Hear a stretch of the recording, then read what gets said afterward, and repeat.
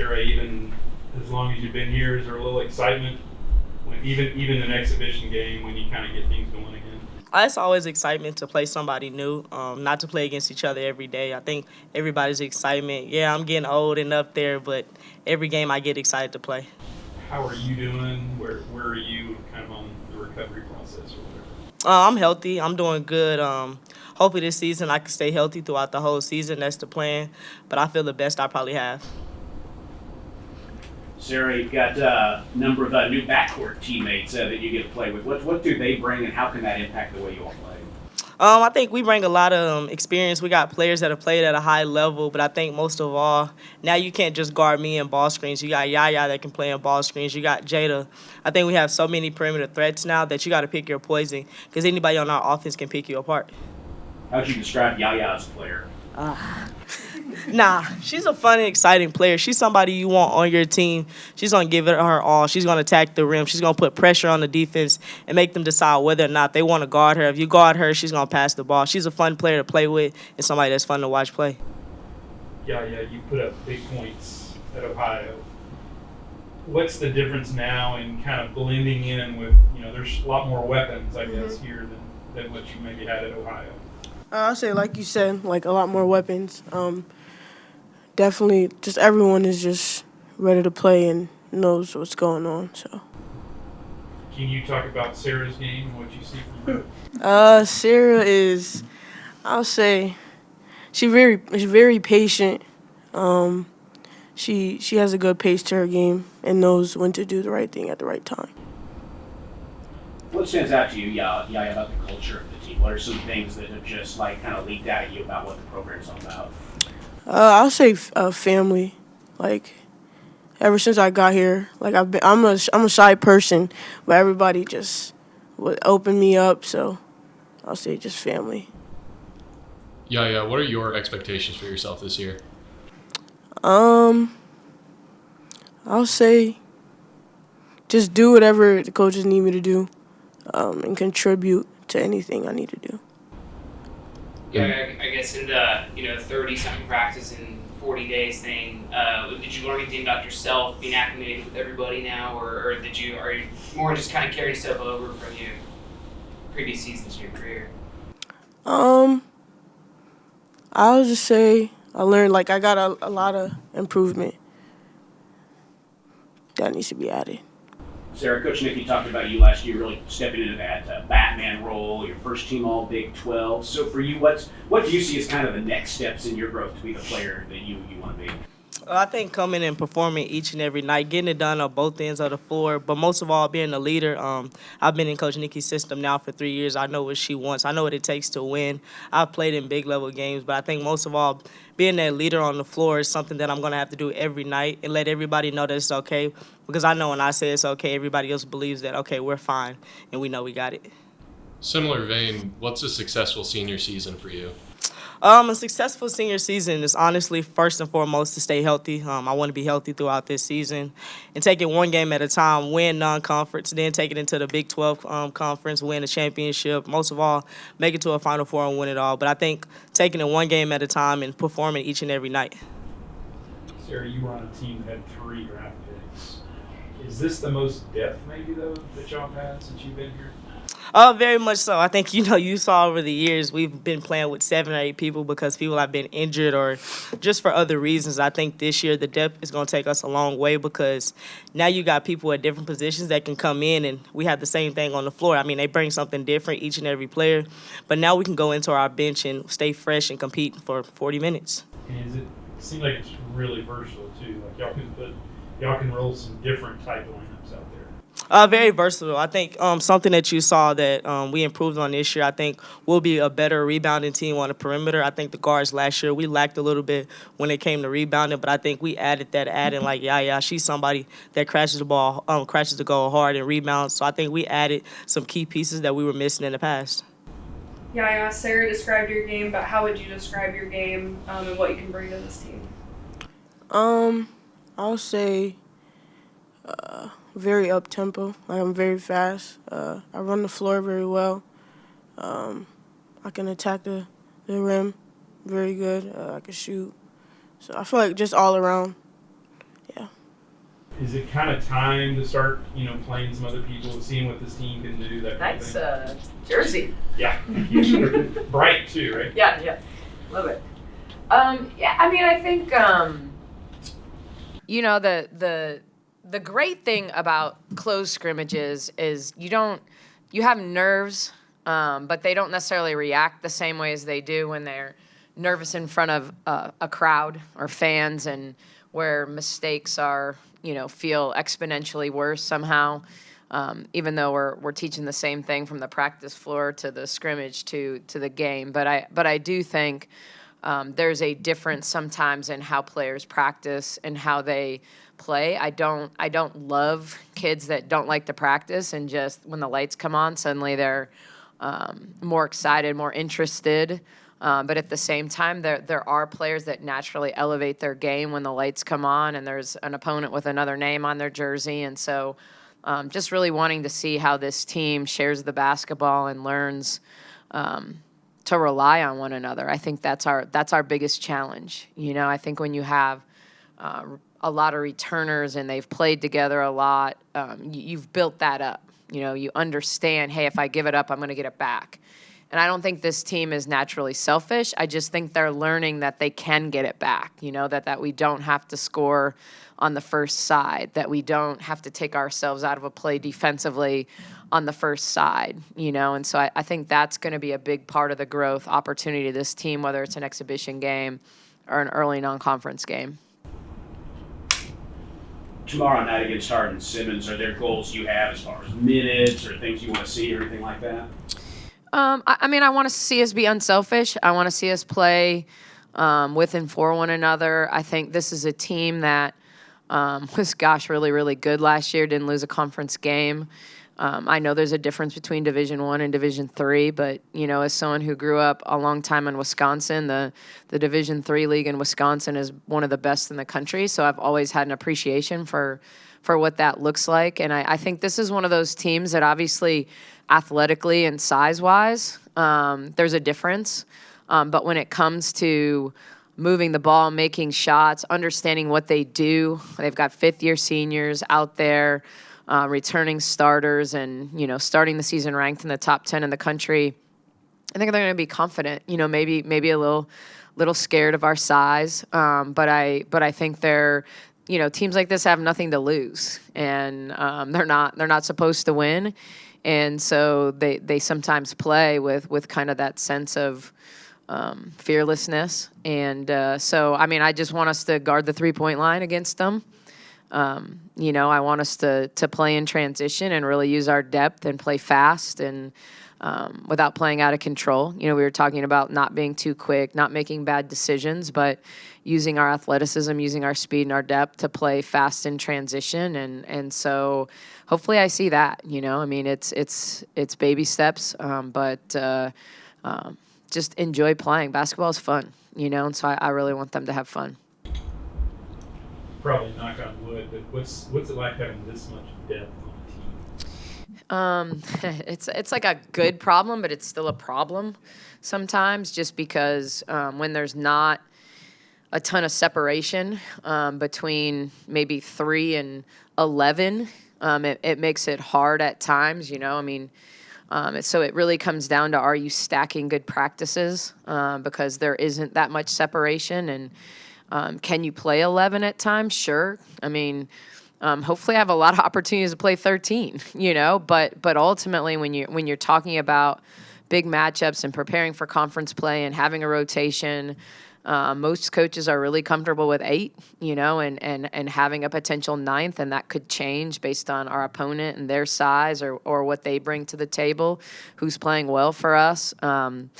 And who's earning minutes, kind of day by day. But it's a good problem. It's easier than the alternative. At the same time, really wanting to see some of our players like solidify what their role should be. Because I think they're all at their best when they know what that role is. But I think those are still forming. Does the rotation work itself out in this first fall games? You hope so, but we play Friday, and then we play Monday, and then Utah comes to town a week later. So I think what we'll have is in two very, very different teams. You got this 3-point shooting team that's going to stretch us out and be a little undersized, and then you play a Southern team that was in the NCAA tournament last year, but is very much an aggressive, defensive, full court pressure. I mean, you couldn't talk about two opposite spectrums, so it'll look and feel differently, But and then Utah come to town with a Pac-12 Player of the Year and 4 people around her that can score and pass and really share the basketball well. So we're going to see a lot of different styles early, and being able to adjust to that and being able to play our game regardless of the opponent, is going to be really important. So, we'll have kind of, once we play Southern, that whole week to like evaluate what have we done, where are we, and starting to like really have an identity, which is what you're trying to find. Coach, in terms of that, when you have freshmen and young players last year who maybe think they have a role, then get forced into more of a role, adjust to that role, and might now have to switch back to less of a role, how through that roller coaster do you get them to adjust to all that? Yeah, I think, when we're talking about freshmen, obviously, we're talking about Bella and Bugs, and I don't know that Bugs' role has changed that much, to be honest with you. I think she's going to have a bigger role. I think this summer she's become more confident. She understands what we're doing, why we're doing it, and is better at doing it. Enough to name her a captain as a sophomore on a team full of veterans, and so super proud of her progress. I think she has a chance to keep building on what she did last year. I think Bella's making the adjustment, from playing in the post to playing on the perimeter. I think she had a really good offseason, a good summer. I think she also is getting a lot better on the defensive side of the ball, and I think she's someone that, as she develops in this role, can be really, really special because of her ability to shoot it and then maybe post up smaller matchups. I mean, she was defending a lot of 5s last year. And so, I think it's a challenge to defend on the perimeter. She's doing a good job with that. But I think it's about, does she embrace the challenge of playing more on the perimeter, being a little bit more of a ball handler, being able to post up mismatches. She's a physical kid, but learning to use her body to score around the rim takes time. You can kind of get away with anything in high school a lot of times if you're someone over 6 foot tall, but struggled at times last year when we would post feed her at putting the ball directly in the hands of her defender.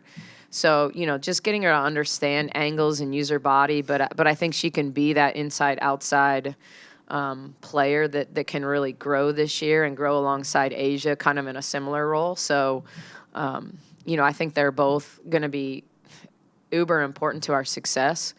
But I think Bella's role has changed probably a little more than Bugs. You talk about the depth. You got a lot of players who can score, and Yaya was talking earlier about kind of finding her role. What are some keys you found to, like, when you've got a lot of players who could score on any given night, just building that culture where it is unselfish and figuring out how to work into that?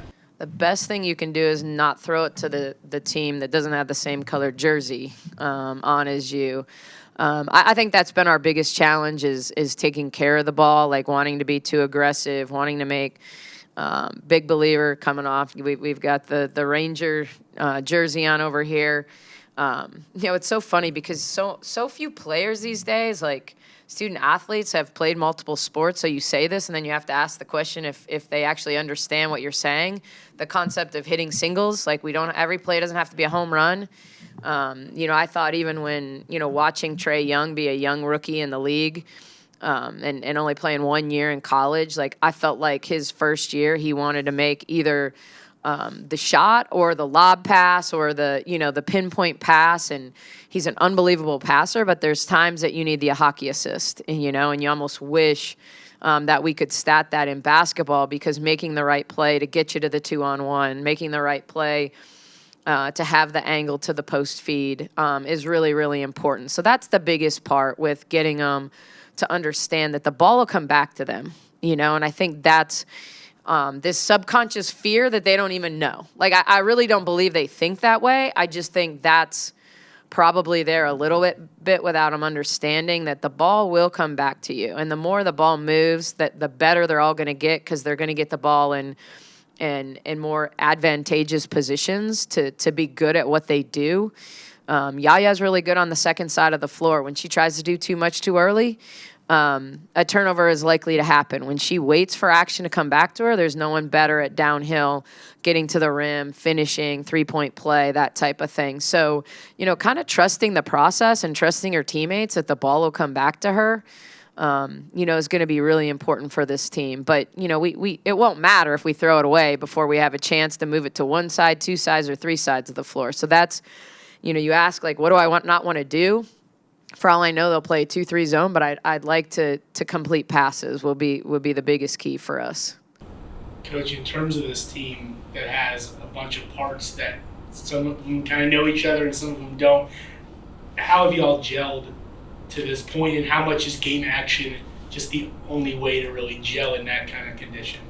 It is. I think we've done everything we can possibly do, from Marine training to foreign trips to core values and doing, on the court, off the court games. I think it comes down to the team buying into what it takes to win, and it's really easy to say all the time that these guys came to Baylor to win and to win championships. But they're all individuals, and they all want to have individual success as well. And so understanding that at the end of the day, if the team on the front of their jersey is successful, it'll mean a whole lot more to what happens on the back of your jersey. Like, there's not a lot of All-Americans on bad teams, and so, when you're successful as a team, usually good things happen individually as well. MVPs tend to be off winning teams. All conference players tend to be on winning teams. Those are the teams that get multiple players on those squads. And so really understanding that, it may not be my day to day, but if I do the little things, if I screen, if I defend, if I rebound, it might be my day the next game, but if we win, that's the most important thing. And I think that's what they're going to have to figure out, and I think they want to. I just think that it takes getting in games and getting in those actions and having adversity in games and missing shots and still wanting to defend. It takes making shots and, your teammates wanting to give the ball to the hot player. And, in the scrimmage, when we were doing zone segments, Danae hit 4 threes in a row. And so now her teammates are looking for her, almost to the point where they were passing up better shots to get her the ball. So we have to understand the fine line, but that I appreciated. You got someone making shots, like you should find them, and feed, as they say in football, feed the beast, and so you have to have that mentality, especially when you have players like Asia, when you have players like Yaya, that I think can get on runs. When you have Sarah Andrews, like they can get on their own individual runs, and as long as they're making good basketball plays, you kind of ride those runs. Coach, in terms of just returning players that you have, we've kind of touched on, a lot of the ones that saw the court last year, but with Dre, the perspective that she gained from not being able to play last year, and just she's finally able to, you're finally able to have her here in Waco. How excited are you just to get her back, and how excited are you, just to see the growth that she was able to have last year? Yeah, I think I still think Dre's shaking the rust off a little bit, and she dealt with some physical issues a couple of months ago that kind of broke up that advancement. But I do think she's a player who really gives us a mismatch depending on how you look at it. She can be a small 5, but a bigger 4. She can definitely play the 4 and is comfortable at the 4. But when you put her at the 5, she's really smart on angles and dictating from behind the defense. She can stretch you to 3. She can drive by bigs. She's got a lot of. Caitlin had to defend 5s all last year, and when you're smart and you understand angles and you use your base well, you can defend people 3 and 4 inches taller than you well. There's certain things you can and can't do. But so I think she has the ability to do both. And I think that lineup is really dangerous when all of a sudden we have 5 people who can shoot the 3, 5 people who can attack you. But then I also think, she wants to play a little bit more on the perimeter at times, which the reality is players sometimes don't understand the value of being in a position with an advantage, and when you play the 5 and you're playing against a bigger, slower player, it gives you that opportunity to shoot the 3 and to drive by people. Like, then when you play someone smaller, we're going to put you on the low block. So, so often it's about, I want to showcase all my perimeter skills. Well, when do you get to do that the best? When you have an advantage, skill-wise and speed-wise. And so really getting them to buy into like the different ways that we can play and how we can take advantage of that. Nicki, Sarah said one of her goals is to stay healthy.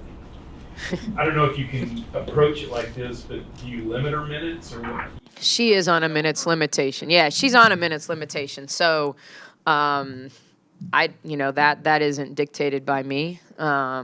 Hopefully we can get her to the point where her body says she doesn't need a minutes restriction. Her fitness level, her kind of return to play protocol, because certainly she's probably the most valuable player, in our locker room in terms of the experience that she brings, the understanding of who I am, why I do, what I like to do. She's the most capable of running the team without me running the team for them, which, honestly, when Jada runs the point, I'm probably going to be the point guard, and that's natural in coaching. Like sometimes you have to limit like what somebody does from that position and the decisions that they make. And it's about, giving her the best chance to be successful. Like, I trust Sarah to call her own game in stretches. I'm still going to call it on a dead ball. I'm going to still see things that she doesn't see. But I think Jade is still trying to figure out, what am I doing, and why am I doing it? And it's that fine line of taking away her aggressiveness and the things that she does well because she's overthinking, and that's a natural transition, but it's one that I don't want it to take away from what she does well, having her think too much. And so her packages are going to be much more limited in terms of what we're doing when she's running the team. And I think we can still be ultra successful. It's just going to take her time to understand how's the defense guarding me, like what are good options here. So, we typically give our point guards going into a game, hey, if I don't call anything, here are 4 really good sets that we have. Here are our secondary actions that are good against this opponent, and here's why. We want to get their 5 in ball screens. So here's the way we can get their 5s in ball screens. And so, just kind of we've just got to teach her to, kind of understand like middle ball screen actions are really good against this opponent. Don't get yourself pinned in on the sideline. Like if you don't have a good matchup, like let's get into loop action and get the ball in the middle of the floor to our 2 guards that can attack. So just kind of helping her not overthink when she plays and just be able to be kind of the gnat on defense and kind of the aggressive mid-range pull-up jump shooter that she's really, really good in those spaces.